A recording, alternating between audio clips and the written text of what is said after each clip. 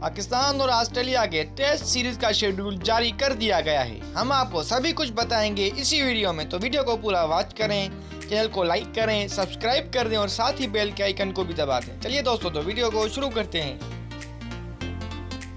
दोस्तों, ऑस्ट्रेलिया ने पाकिस्तान के खिलाफ 3 टेस्ट मैचेस पर मुश्तमिल सीरीज का शेड्यूल का ऐलान कर दिया है।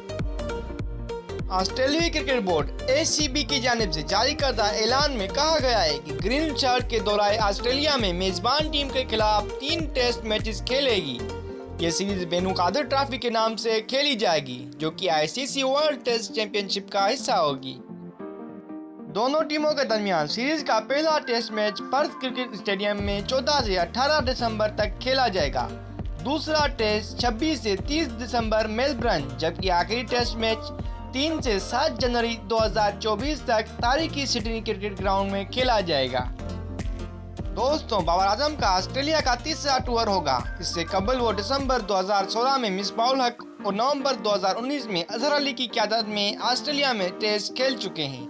बाबर आजम ऑस्ट्रेलिया में अब तक 5 टेस्ट मैचों में 278 रन बना चुके हैं, जिसमें ब्रिस्बेन टेस्ट में बनाई गई सेंचुरी काबिल जिक्र है। इसके अलावा उन्होंने एडिलेड टेस्ट में 57 रन की इनिंग्स खेली थी।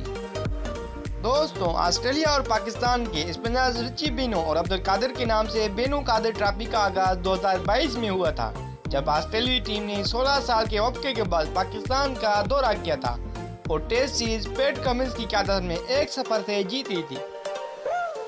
तो दोस्तों, कैसी लगी आपको मेरी ये वीडियो?